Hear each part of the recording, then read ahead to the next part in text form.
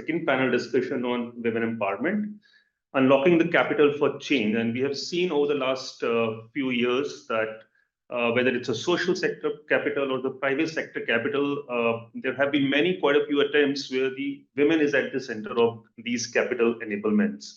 We now have a very intriguing panel led by Madhunika, who is our host for the session. We have been joined by Aparna Dua from Asha Impact, Yamini from Udaiti Foundation, and Srinivas from Villgro. Without taking much time, segueing into our session 2, over to you, Madhunika. Thank you, Mo. Good afternoon, everyone, and welcome to the second session of GDI's event in celebration of International Women's Day. I'd like to extend a warm welcome back to those of you who are joining us from our earlier session, and a special welcome to those of you who are joining us now. We're thrilled to have all of you with us as we delve into our panel discussion on women empowerment, unlocking capital for change. The challenges women in India face are profound, impacting socio-cultural and economic spheres, creating a substantial gender gap across education, skilling, labor force participation, funding for entrepreneurs, digital access, health, and other metrics. Yet, the potential for transformative change is immense. According to a McKinsey report from, I think, 2018, increasing female labor force participation by 10 percentage points can add up to 770 billion to the economy in, I think, a 5 to 7 year period, which is really a testament to the untapped economic and societal benefits of fostering gender inclusion. In the first panel, you heard from women leaders not only on the challenges they faced, but also the societal impact of having women in leadership. In this second panel, we take that idea forward to see how we can empower women as entrepreneurs, as consumers, and expand economic opportunities by unlocking capital. Today, we are joined by pioneering leaders from the impact sector who will share insights from their experiences, highlighting what's worked, but also what more is needed to catalyze capital for women empowerment. So first up, I'd like to introduce Aparna Dua. Aparna is currently part of the founding leadership team at the Blended Finance Company.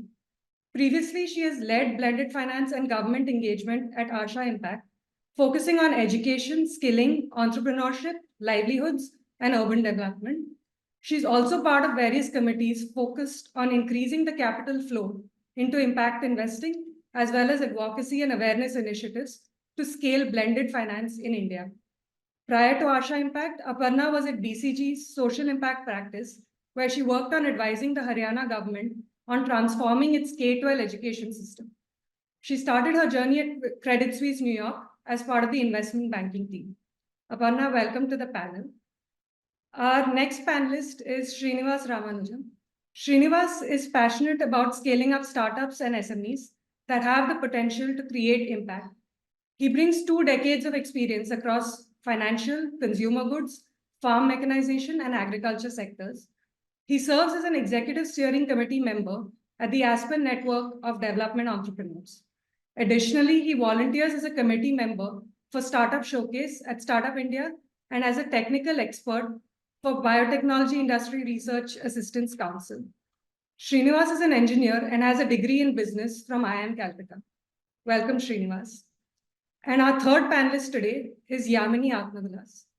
Yamini is a senior leader in gender equality with demonstrated experience building partnerships in the philanthropic, government, private, and social sectors. Yamini currently serves as president of the Udaiti Foundation, leading their strategy and research work. Before this, Yamini was the lead for Gender Equality India Country Office at BMGF, in which she led the foundation's work in women's economic empowerment, building gender data and evidence to foster gender transformative policies. Yamini has a PhD in women's studies from Emory University, where she worked on women's labor migration. Welcome, Yamini. Together, our distinguished panelists bring a wealth of knowledge and experience to today's discussion. So let's dive right in. As opening remarks, I would like to invite our panelists to set out the challenge and the importance of the topic at hand, which is capital access for women, and give a broad overview of the approach that you and your organization take to this issue. So Aparna, if you would like to start us off, followed by Srinivas and Yamini. Thanks, Madhunika, firstly for the opportunity to be able to speak on this topic today. And I think it was really nice. I was able to catch some of the previous panel as well. So I think some really interesting insights coming out. I think you've laid out sort of the broad framework and how we can look at empowering women and I think from a capital perspective as well. So I think maybe just building up on some of that, and then happy to go into more depth through the questions during the panel. I mean, there are essentially different pathways that you can adopt to do this, specifically looking at capital, right? So, and I'm going to be wearing maybe two hats here. One is maybe from the work that we were doing at Asha Impact, which was a fund investing in social entrepreneurs, as well as the work that we did with government, and then my current role at the blended finance company, where we are looking at more innovative financial structures that can then get more capital both from philanthropy as well as commercial funders into scaling large projects. So I think that you also kind of touched upon this, right? I mean, we can look at this in multiple ways. One is, as investors, what is it that we can do to kind of build more resilience in female founders? Can we encourage them to have larger sort of female teams, more agency, etc.? The other itself is at the social enterprise level, and maybe Srini can come in more on this because of the hands-on work that they do with enterprises. How do you build more agency for women founders, for women consumers? How do you have more products and services which have that design element, which kind of keep women at the core when they're designing this? And then lastly, like, can you work with LPs at the highest level as well to say, what can you do to incentivize fund managers or GPs to bring about more of a balance in how they are supporting women founders, etc. So I think those are sort of three broad ways. I think the challenges, one could go on sort of talking about them, but yes, the top of funnel when it comes to women founders is not large enough to begin with. We've obviously heard about the funding challenges that currently exist because of certain preconceived notions that GPs sometimes bring into the room when you look at female founders, leading to lack of confidence, as well as lower sort of funding dispersal, whether it's at the equity or the debt side, to women founders. Very interestingly, I've been talking to a bunch of NBFCs, on the work that they do. They want to support more, women when they're borrowing. But, somehow I think this whole gender perception comes into play, even though we've had the kind of models like MFI show you the kind of repayment rates that, women beneficiaries can actually, bring to the table. So I think, in terms of challenges, I would kind of lay these out as, the top of funnel that we really need to work on improving, and, happy to talk about some of the work that we're doing with accelerators. But I think Srini would be able to, and Yamini ji would be able to talk more broadly because of the work that they're doing hands-on. I think later on in the conversation, would love to talk a little bit about, innovative finance models as well that can be brought into the picture to solve some of these issues. I think very briefly, the blended finance company was set up, recently, about 4 months back, with this exact purpose to say, how do you bring more intentional capital coming from commercial as well as philanthropic sources, structure it in a way that can then support the scale up of large scale programs, whether that's supporting women entrepreneurs, at the last mile, or bringing about the intersection of gender, looking at different projects that various social enterprises want to scale up. So happy to talk more about that. Yeah, Srinivas, if I could repeat, yeah. Good afternoon, folks, and thank you for the opportunity to speak here. I think I'm going to build on what Aparna laid out. Villgro has been working, historically been working in technical areas like agriculture, healthcare, and climate action. But we realized that for even in the portfolio that we were building, implicitly there was a fair share of businesses which were led by women, or even solutions that were implicitly being solved for by for women, which is when we started looking at, okay, what's happening, when should we be doing it something differently or intentionally, and should we invest a lot more. And that's how organically through our work, Villgro began to focus on gender inclusion in its incubation efforts. So today it's coalesced down to broadly 3 areas. I mean, there are lots of others. We've just made a choice to work or focus and see how we can move the needle on 3 of them. One is seeing how women as business leaders can be given a leg up. Second is how women can become part of the formal economy, either through a direct job as micro entrepreneurs, or even just start owning more assets. How do we ensure that they become part of the, in some ways, the way of people who are adding economic value.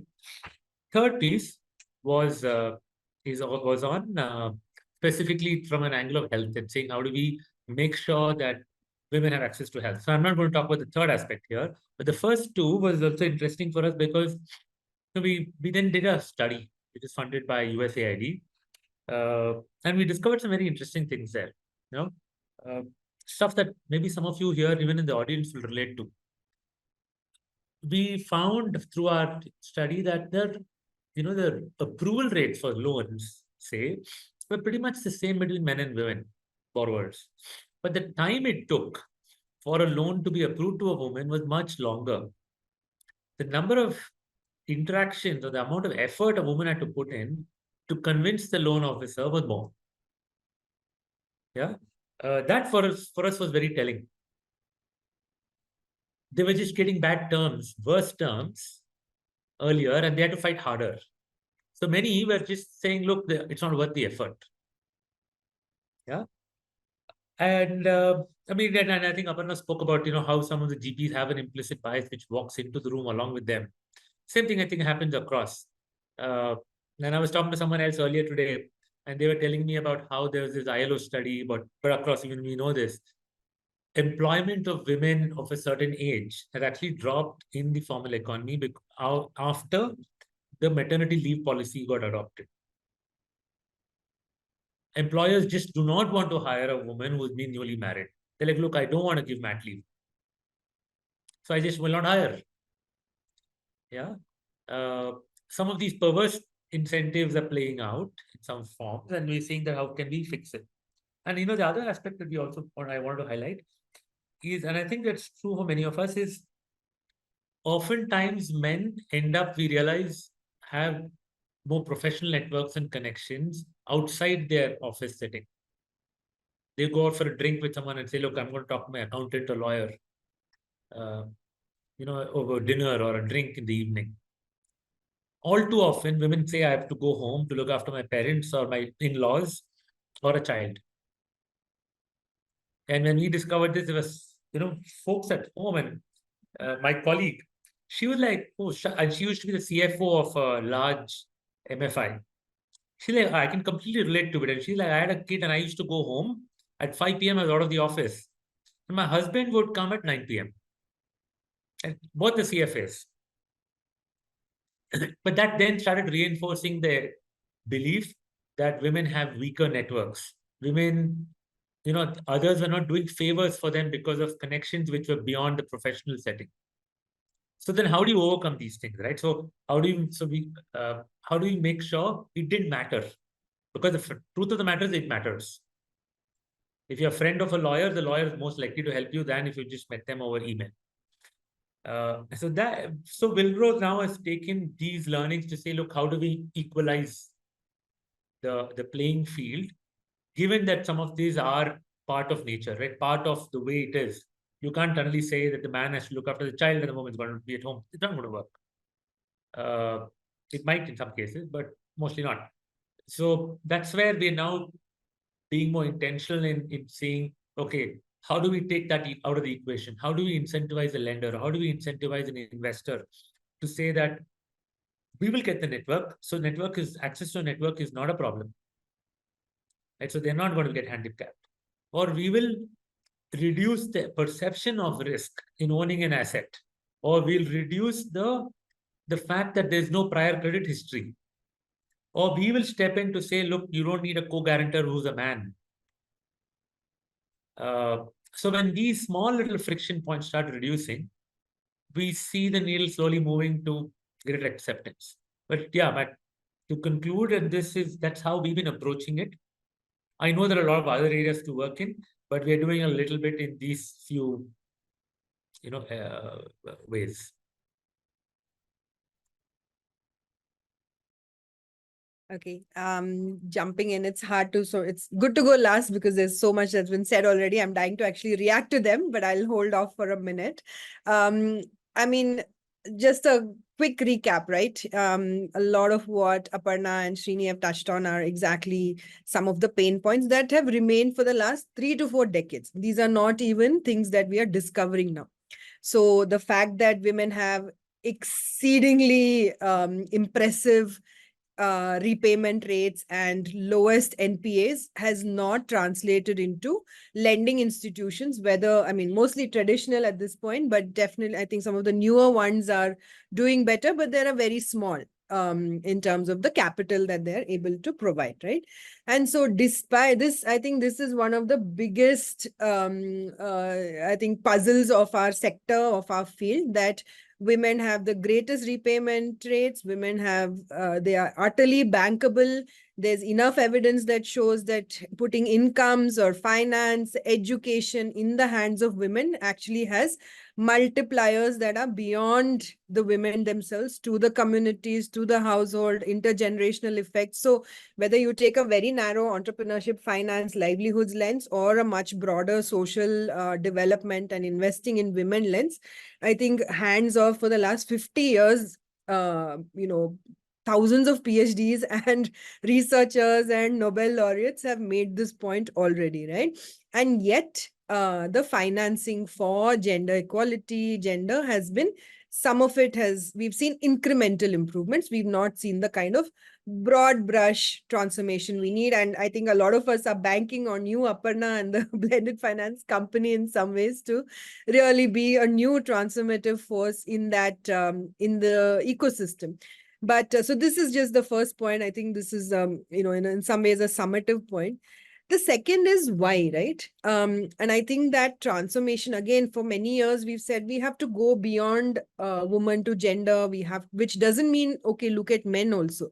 It just means that don't look at women in isolation.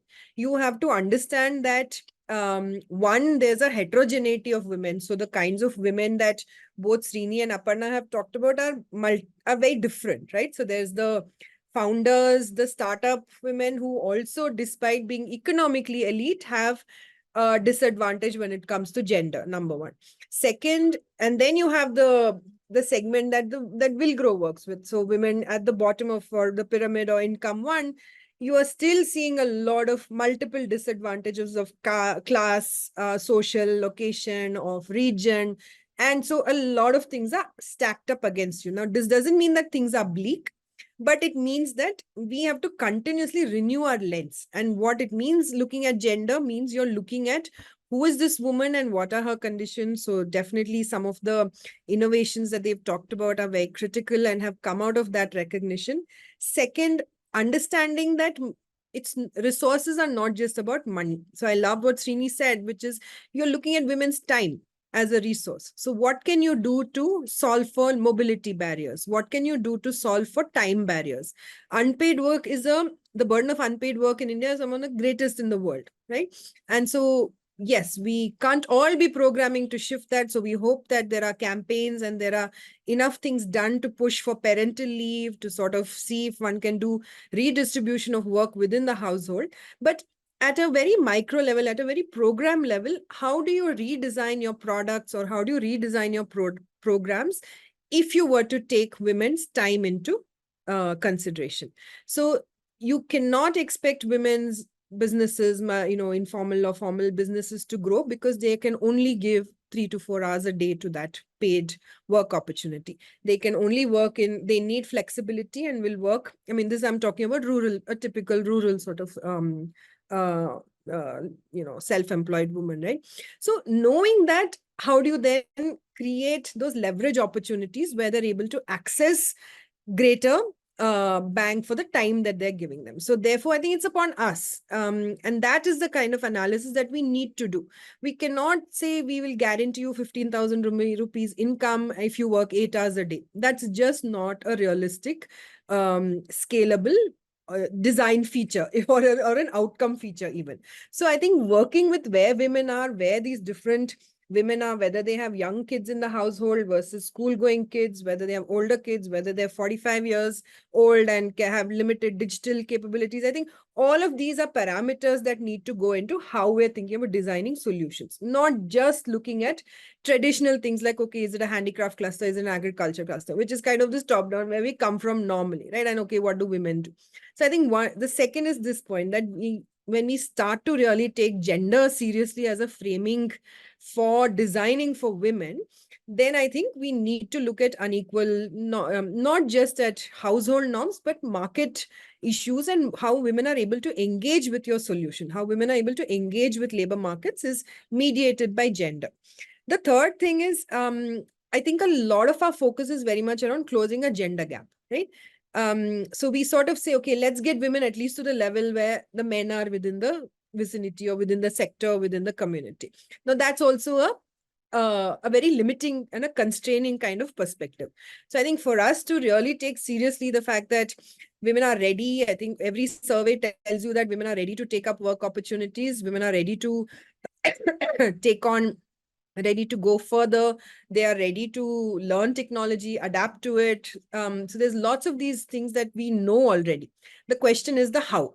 And that requires the deep discipline of, what Villgro has managed to do, really going deep into understanding who your segments are and what is it that's feasible and doable, and actually leveraging the strengths rather than focusing only on the gaps. In terms of the question in terms of just unlocking capital, I think Aparna made this great point. The fact that there is a gap on the lending institution side, right? And I think we have to work with them to figure out what is it. Is it at a delivery level? Is it at a design level? Is it just how the incentives are set up? As Srini said, that your incentives are, okay, disburse X loans of this size, ticket size, and that's it. You tick a box. Take priority sector lending, for example. Where are the categories for women entrepreneurs or poor women, bottom of the pyramid, self-employed women? It's very limited, right? What they do that are explicitly women focused is SAG women. And that, again, we can talk about SAGs and sort of the collective versus individual enterprise and some of these questions later in the discussion. But it's a very narrow focus right now because it's a convenient and an easy focus because that's where the data exists. And so I think this is where a systems perspective also starts to tell you why, in order to unlock that capital, we need to know things better. We need a much more system sort of view of things. And speaking as a former funder, theory of change, theory of action, I'm sorry to bring in those terms, but those are very important because what are our critical paths today? Right? It's digital, it's schemes, it's interest in multiple kinds of innovation that are possible in finance. So if those are some of the critical parts, where are the disconnects then, right? So you have to rethink and reinvent in some ways what this picture, and then be able to connect with the solutions rather than going with old assumptions of what we know in terms of who the women are and who the aspirants are. So that's sort of where I'll leave my opening remarks. Back to you, Madhu.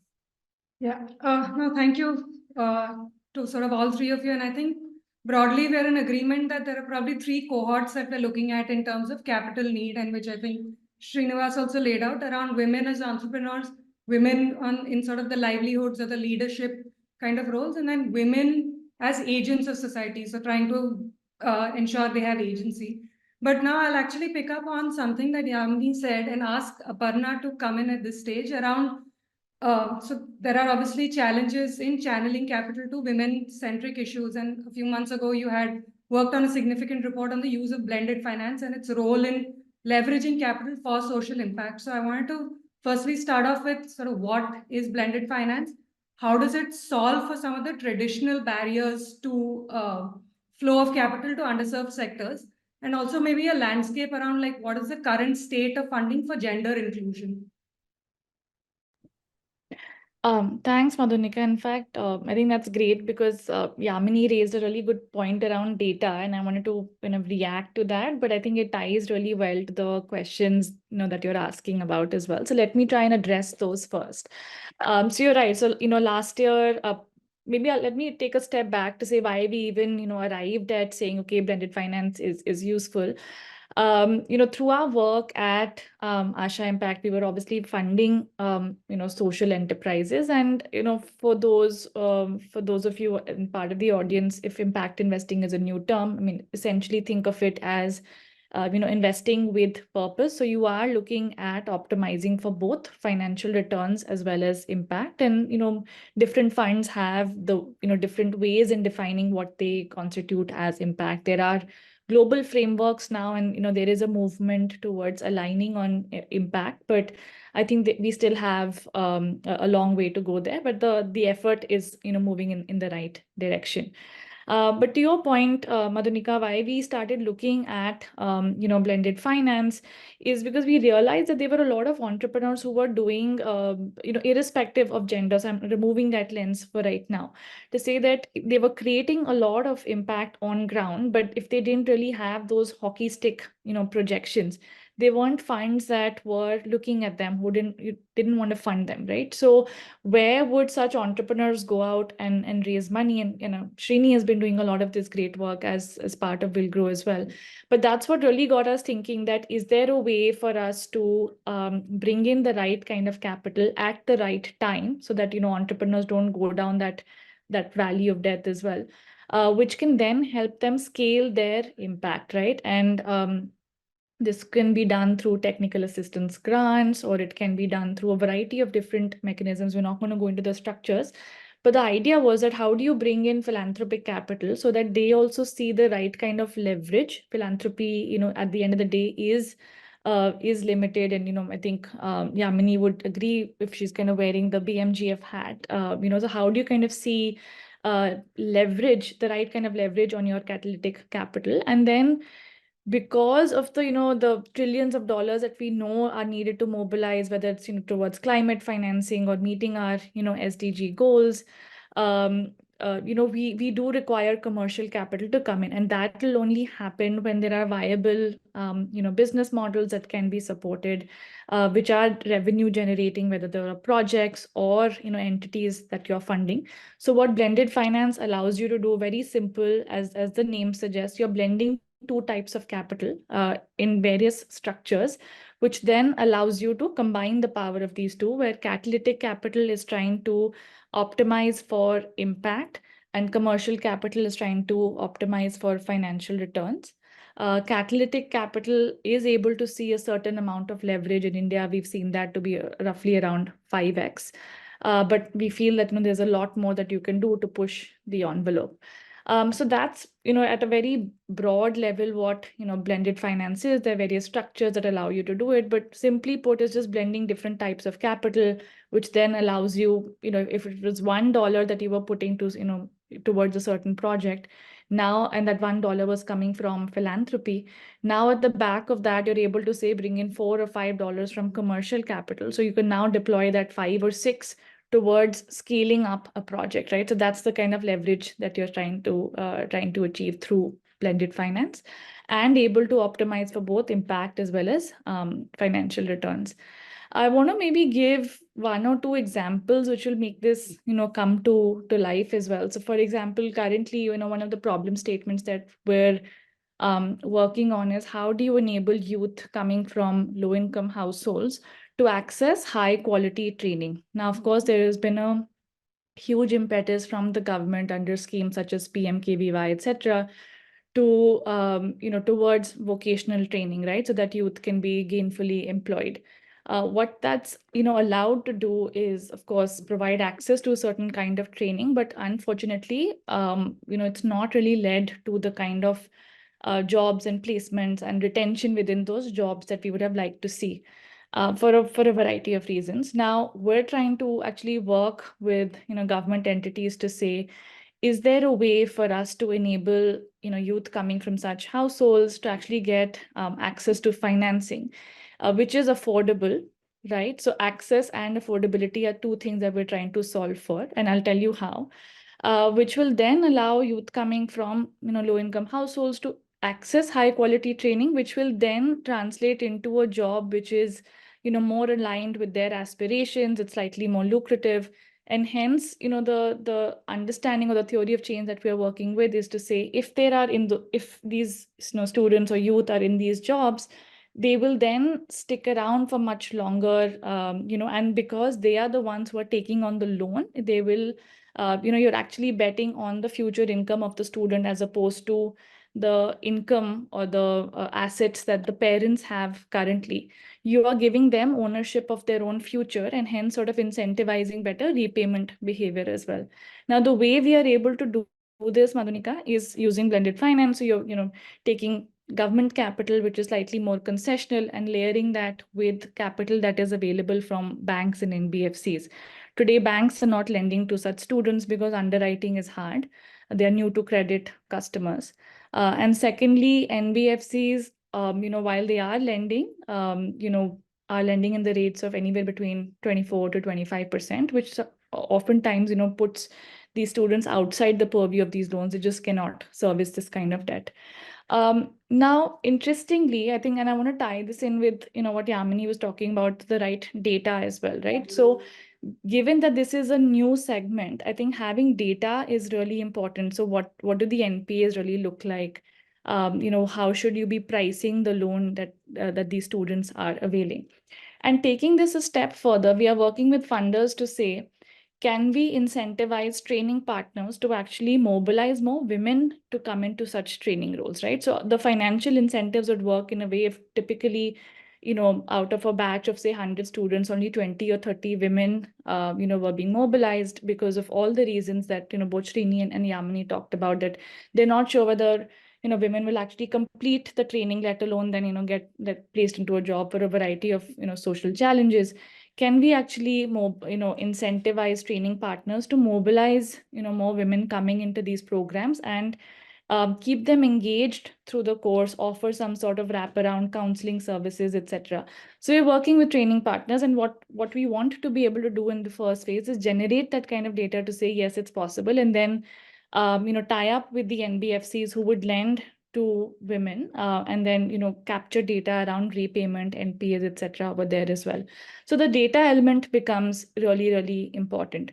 So this is just one example. Similarly, we're working with a social enterprise that has women as part of its supply chain. So what these women are doing are getting trained on using solar dehydrators.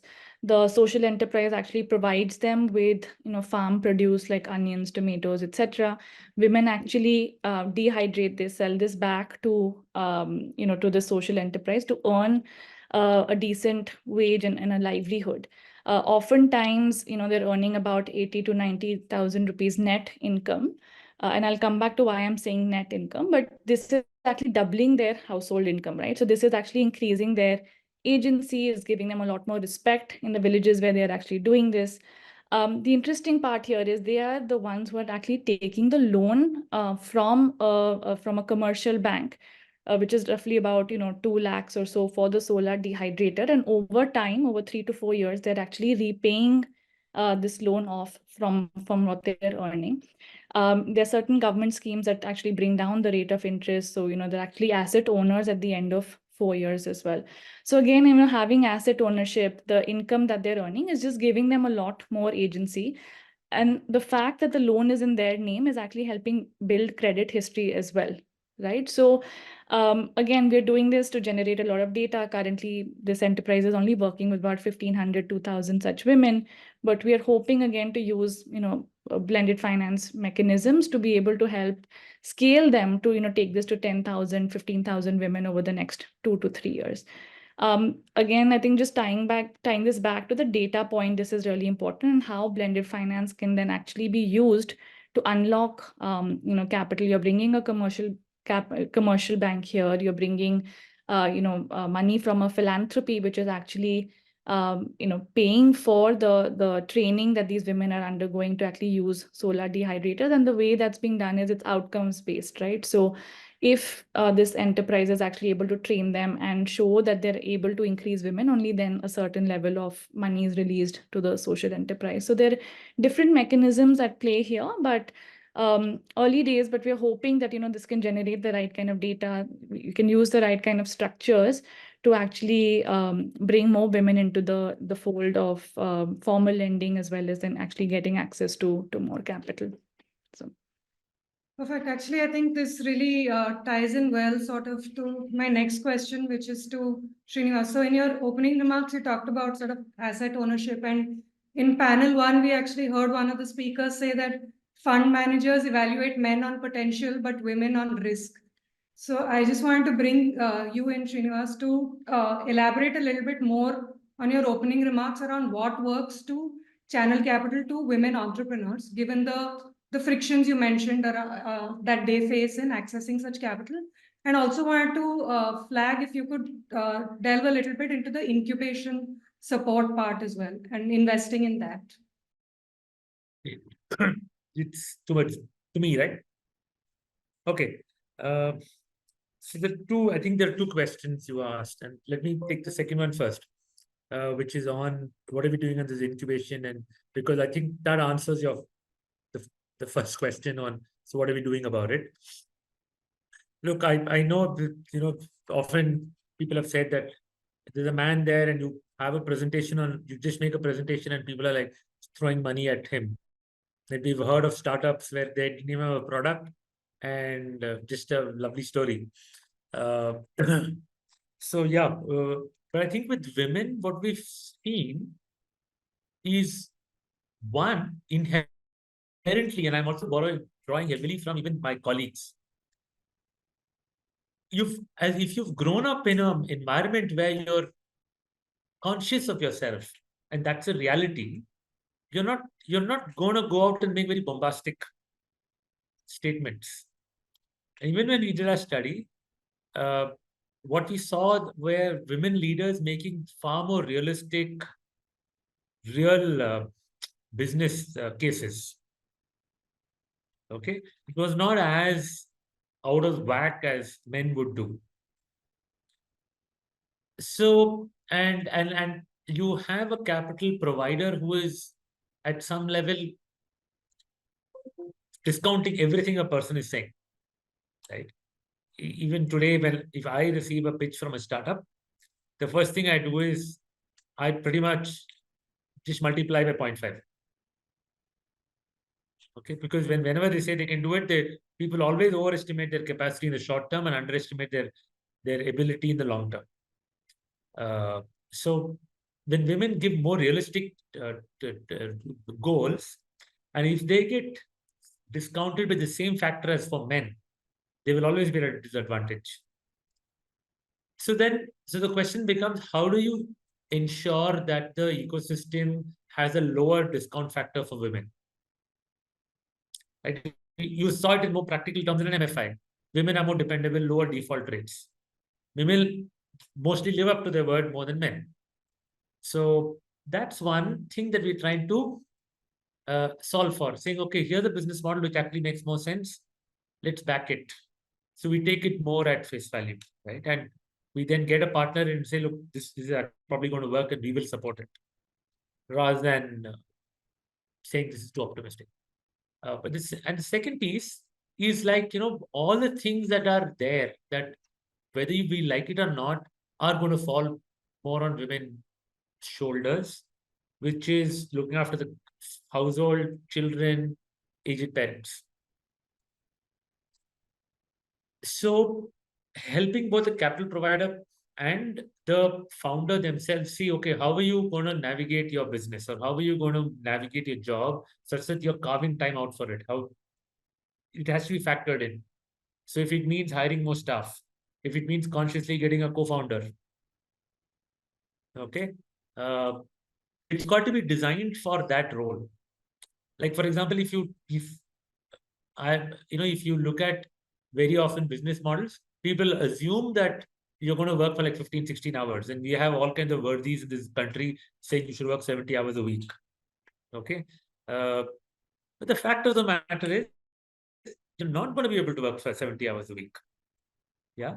And it is likely that half the amount is enough to generate the same economic value. But when the entire industry is focused on seeing, okay, who's the last one in office? How do you design the business model to say, look, this is what is needed? Maybe we'll put additional stuff. So that's the second piece on, which is not just financial, but in some ways structurally helping people improve their and be upfront in their business model and saying this is a kind of resourcing, this is the kind of plan that I have. And yeah, so that's what we've done, and that is translated today. I am actually, if I go into some specifics, I've worked with 2 large CSR donors on multi-year programs where I think we've invested in 10 startups led by women, which are working all in climate action. And then another one we're working with, I think it is not, it is more like a loan and grant kind of structures, but at least on 15 more. Yeah. Some phenomenal work. I mean, and these women are like really hitting it out of the park. Someone is converting plastic into biofuel, which they have a partnership with Indian Oil to see how you can blend it into aviation fuel at one end. That as fancy as that. So someone else has invented the first quick diagnostic kit to check for neonatal sepsis. So the entire spectrum exists. Okay. And for each, we are now seeing how can these things get tweaked? How can we make sure that despite whatever is around, they can be upfront about it and it's incorporated. So as things stand today, I think even funders are turning around a little to put money behind it. And the last point before I stop is there is also a fad going around. Everyone wants to do something in gender. And half of them do not know what that means. So I think the big opportunity for someone to just sit down and say, look, gender is equal to 1, 2, 3. This is what I will do. Convert it to practical set of directions and instructions, and then go out doing it. All right. No, I think that's actually sort of feeds into my next question and also draws on sort of what Aparna said earlier on the importance of data. So this is to you, Yamini. So I know that at Udaiti Foundation, you work on sort of incorporating gender data and research and designing programs for women empowerment. So I just wanted to know sort of how you do that and what impact these programs have had on unlocking capital, and also maybe shifting lens a little bit from entrepreneurship also towards employment for women, which is one of your focus areas on trying to increase female FLPR. So yeah. Sure. I think number one, we are in a funny situation where we have a lot of data and just seem to have very few fresh insights. So I think the challenge is the lens and the how and the what we want to do, what we want to look at, right? So I think that was sort of my ingoing problem statement, perhaps, to say, okay, in looking at women's labor force participation, which spans both employment, informality, as well as entrepreneurship and firms, is there is actually a lot of data available, good, bad, ugly, but it's there, right? And the question is, like, what do we want to do with it, and how do we want to actually go about, who do we want to inform with it?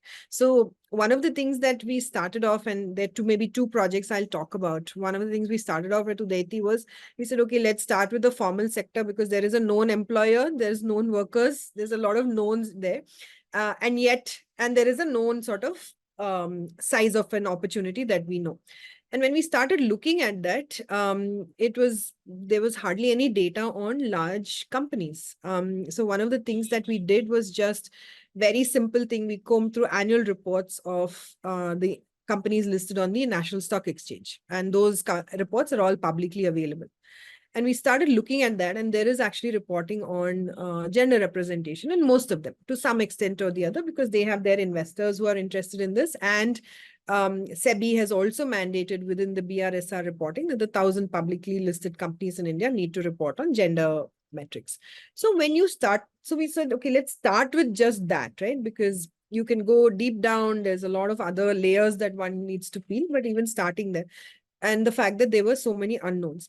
And we started to see that there's actually a big gap. I mean, there are, if you take, we looked at data across 23 sectors.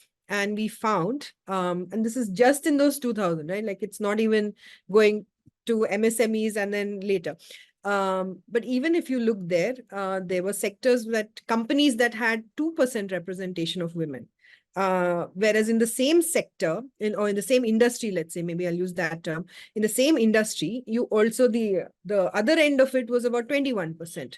So that I think starts to tell you that in the same, many other things being equal, I'm not saying all being equal, investor size, all of these matter. Many other things being equal, you're seeing variation from 2% to 21% in a particular industry in terms of its ability to hire, retain, or even want women, right? And this is just at the broad representation level. And then when you start to look at things like leadership, middle management, I think you see they're completely missing pipelines. There's hardly any women in middle management. So how are you going to get women into leadership? I'm sure the previous panel talked about this.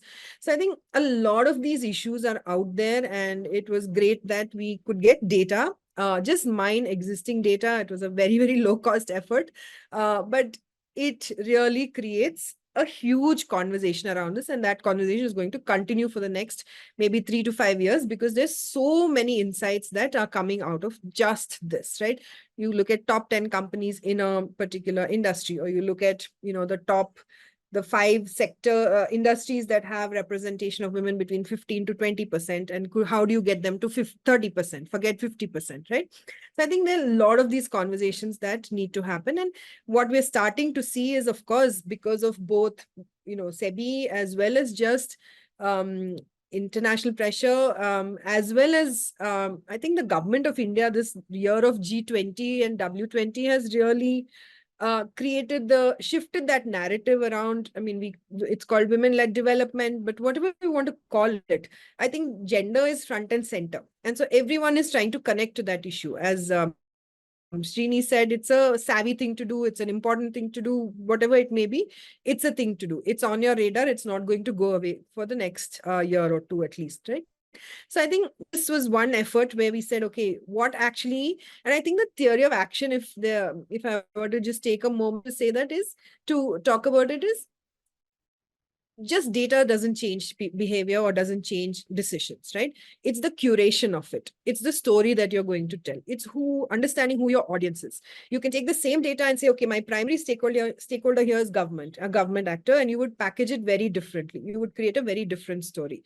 If you were to take the same data and talk to your investors or financing companies, you would have a very different shape, a different kind of narrative. If you were to take the same data to communities, to the women themselves, and say, look, I want you to understand what's happening here. Here are the gaps, barriers, and so on. Again, the action that one wants to prompt has to be front and center. And I'm a huge sort of believer in that the user has to determine all of our other efforts. So that was one. The other sort of effort we're just starting now is also around livelihoods and enterprise. We did have a pretty good national data set in the economic census. The last one was not released, and we're hoping that post-elections, this next data actually gets gathered. The economic census is a great data set. It does a census of all enterprises. I think it's given us a lot of the insights that we have around SHG businesses, around women's businesses. The average size is 1.2, but we're working with old data, right? We're working with data that's from the 6th economic census still. So I think one of the big efforts for us is, can we crowd in while we wait for government data to, the data collection exercise to kick off? Can we, given there's so many practitioners in this field, from financial institutions, RBI, multiple government departments, from MSME to DFS, to private actors like you all, like Villgro, like, both financial companies as well as program practitioners, practitioner organizations. Is there a way that one can create a collaborative platform or come together to sort of see how do we need to redefine this space, right? Because I think we've been talking about, I mean, organically the market forces have taken us to talk about nanopreneurs, gigpreneurs, etc., wherever we fall in that debate of, whether somebody is a worker or a entrepreneur. But I think there's a big transformation that digital and that post-COVID sort of models of livelihoods have all set in motion. And so I think we have to with a great urgency, reframe this picture. We need to really understand what's happening in both rural economies as well as in urban poor economies. Otherwise, we are again designing just for what we know from very traditional and old kind of sources of understanding these segments. The exception being the NBFCs, and the exception being some of these more nimble, agile, sort of more digital finance spaces, which are also now scaling, but are not yet at the scale that we need them to be. So in the meantime, what is how do we then understand the resegmentation of this of the need and the re-understanding of business opportunities? So take food processing, for example. We are seeing, transformation from, the informal kadai sort of making bhajis on the street to cloud kitchens. Now, how do you help women make that transition? And challenge is not necessarily finance, it's the regulation, they're getting the food safety sort of licenses. So I think we need to this way go almost like rethink. And I think, as Srini said, if someone wants to create a manual or a how-to guide, all of this has to go into it, right? You have to also talk about the enterprise itself and not just about the gender piece, right? They have to be linked to each other. Like, what are you trying to get women connected to? And so I think remains in some ways the biggest gap right now, or it's actually a clearinghouse of all of this data put together. So I think you're working with Satva to sort of build something like this. Again, we're totally open. There's really no one owns it. I think the idea is also to see how do you create a truly collaborative platform around this, so that people actually come in wanting to use it for what they want, right? And so I think as you keep the heterogeneity of users in this space in mind, I think the data that comes in also will be very different and very nimble, rather than traditional sort of survey data and so on that we are used to sort of seeing and then trying to massage it to generate some understanding over and above that. So I think these are two sort of examples of where we think gaps need to be filled. And I think philanthropic capital is well poised to finance some of these things. But they can only be as good as the user sort of base that comes in and actually starts to inform it and starts to shape it. Back to you, Man.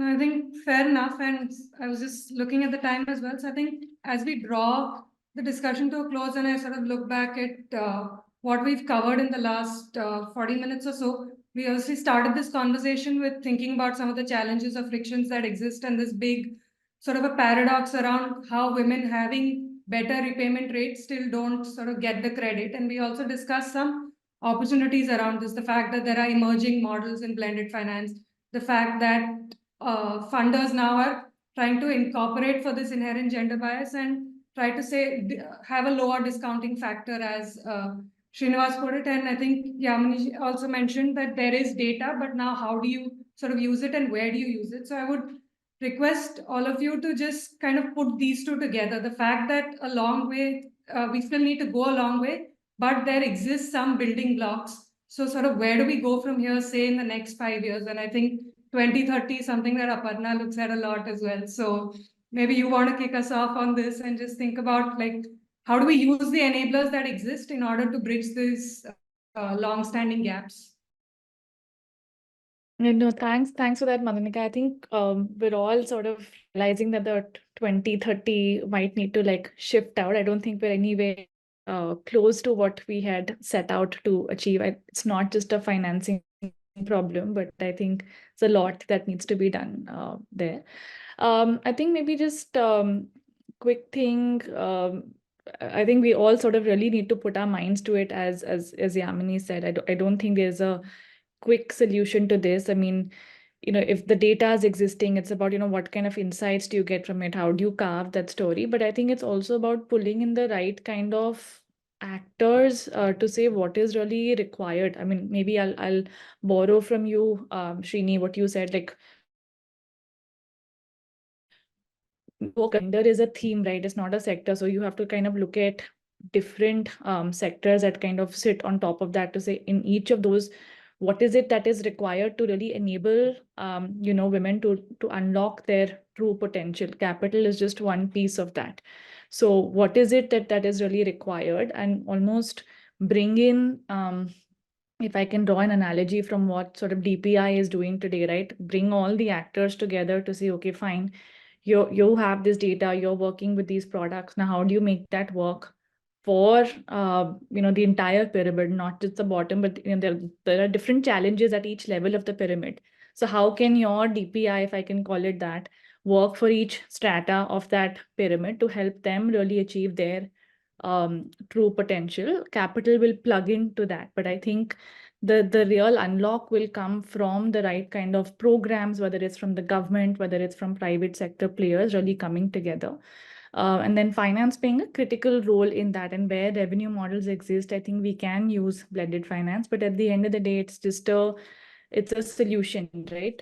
It needs to be applied to the problem correctly. So we first need to define what that is, and then see what are the right financial nudges that will really bring us from point A to point B. But maybe I'll conclude by saying, I think the sense of urgency, I think, is what we really kind of all need to act with as well, because we've all been, I think every Women's Day, we all get onto a panel and like talk about all of this. I'm glad it's not an all women panel, and Srini is here as well, because I think it's not just for women to solve this, but men are an equal stakeholder, I guess, when it comes to solving this solution. So I think getting from where we are today to actually seeing what are these kind of models that we need to pull together, what's the right format in which, whether it's the kind of DPI structure that we're talking about, what will really work in each of these sectors, and then kind of finding partners that can fit into this different puzzle. So I'll maybe stop there.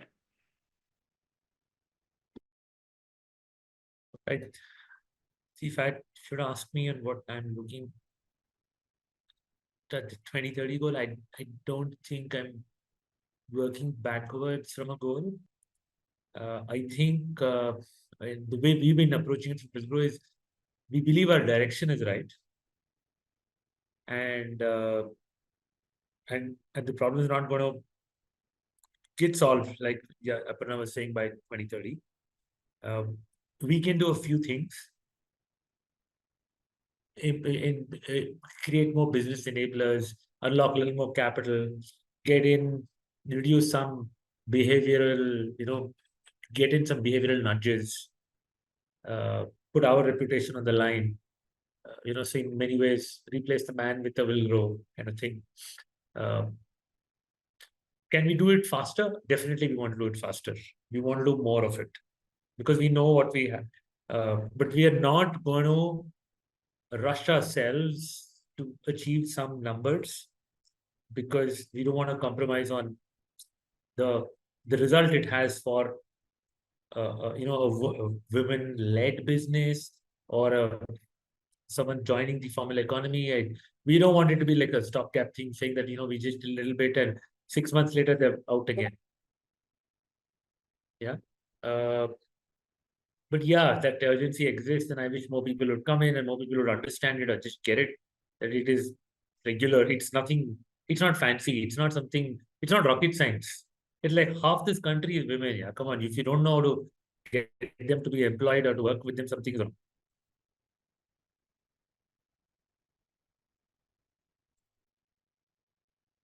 Okay. I think I'll step back for a moment, and I mean, one, completely agree that we need to have 2030 goals. We need to, as a country, right? We need to have that. We need to have policy sort of direction towards that goal. And I think towards that, it's important to whether, have some quantitative metrics for the country again, and for us as enablers, sort of align ourselves towards that, right? Like that's how I sort of see it. I think all of us can have individual organizational goals, but those are going to be drops in the bucket. The biggest financer of the social sector is the government. I mean, or every other philanthropic CSR, all of that put together is probably 1%, right? So I think that is a sober and also an optimistic reminder that policy remains sort of our, North Star in some ways, like sound policy, good programs, helping government design better, seeing them as your pathway to scale. All of those for me are very, very critical to bear in mind. And innovation, philanthropic space, experimentation, demonstration, all of those are sort of, what the build in some ways what goes into making the policies better and better. And so therefore that conversation, that connect with policy remains very critical. But I think stepping back for a moment, I'd say like we are in the middle of, and we often say this, but I genuinely believe we are in the middle of and need to shepherd a massive rural transformation. I do think that we are seeing a lot of changes when it comes to women in the workforce in rural areas. In the last 3-4 rounds of PLFS, we've seen an increase in women's participation in the workforce that are led by rural women's participation, but that is as unpaid helpers on homestead farms, right? So it's still an economic activity, but it's not the best activity, nor the best way to engage with the labor market. So I think overall, just the picture of agriculture, is something that we need to look at, an agricultural transformation. But all of the other sort of sectors that are rural focused need to take this into account. And the fact that women, the participation of women is led by distress or by rural sort of income issues and so on, I think we have to really unpack that. So my sense is that a focus on quality over quantity is the most urgent thing right now. While we need to keep our focus on numbers, metrics, all of that, what is the kind of work that's being created? What are the kinds of opportunities that we are shaping? What are the kinds of opportunities that are just emerging, and how do we reshape them? Where are market forces reaching? And so in some ways, Aparna spoke about DPIs. I mean, the Karya example is a good one, right? Where you're looking at livelihoods, you're looking at AI-enabled livelihoods with the bottom of the pyramid, but that's a market-enabled thing because there is something that the market wants there. So there are organic forces at play that are way faster and very accelerated in tapping into some of the resources, opportunities, shaping opportunities for the larger sort of segments that we then have to get ahead of. I think we need to get ahead of that and see how do you make sure that it's decent? How do you make sure that it's remunerative? How do you make sure that it's equitably distributed? How do you make sure that those who can't get onto that have other opportunities? So what's that stack we're creating? So I feel rural and urban poor, these are the two very, very large sort of segments where a lot of structural changes are happening, and a lot of structural changes and markets are sort of interested in them. So how does policy, how do we as actors in this ecosystem actually engage with these forces so they don't line up perverse incentives, so that they are actually resulting in genuine sort of opportunities for incomes and transformation of both gender in terms of gender equality as well as rural livelihoods. And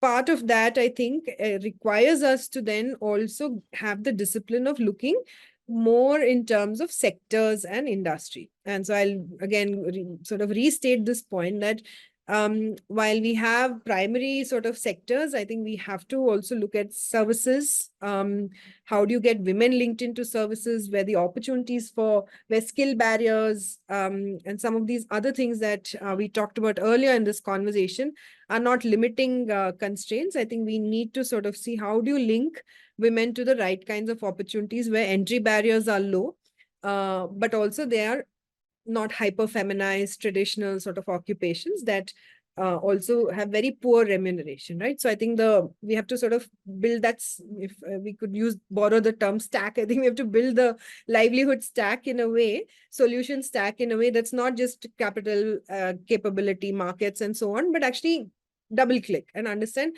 what if we were to really see services as the transformer of rural work, what does that look like? If we think digitally enabled work is something that we all now feel very optimistic about, how do you then meaningfully structure it so that there are opportunities created both for self-employment as well as formal employment and enterprise building? So those would be my vision towards 2030. Back to you, Mandalika. I think we've covered a lot of ground today, trying to look at how capital can sort of flow effectively for women as entrepreneurs, women as agents in society and in sort of livelihoods. And while there is still some way to go, I think a foundation has been laid through sort of the enablers we talked about, whether it's government or whether it's the fact that people are around the ecosystem taking notice of this and getting involved. But I think the one thing that stands out to me is that actors in the system still need to work together and really focus on qualitative impact. And here is where I think what we started with at the beginning, that design is important, not just looking at sort of gender in isolation, but trying to integrate that with sort of whatever outcome we're trying to achieve, whether it's in enterprise or whether it's in this sort of livelihood stack sort of term that we looked at in the end. So I think, as we draw the session to a close, I want to just express my sincere gratitude to our panelists for your time and your expertise. I think your perspectives have really enriched our discussion, and also to our audience for joining us. And I really hope we've sparked some new conversations that will continue beyond today. So yeah. Thank you. Thank you. Thank you. Thanks, everyone. So as we conclude these enlightening virtual sessions on the women leaders in the social sector, I mean, it's really heartening to see a lot of efforts are currently underway, whether it's from the capital side or from the policy side. And as somebody also said, that the things are moving in the right direction. I think it's just a matter of time when the ecosystem would be mature enough that we don't need to further have any session like these. Automatically, the market forces or the government policies would be driving something that we are already discussing today. In the closing, I urge each one of you to harness the inspiration that you have gained today, the learnings that we have from each of the leaders in the social sectors, and translate into action. And very, very special thanks to the esteemed panelists today for your wonderful insights, and wish to be in touch with you in future as well. And thanks to all of the participants. I hope you found these sessions useful. And in the end, once again, to the wonderful women on the group, very happy International Women's Day. With this, we conclude this session for the today. Thank you, and have a great day.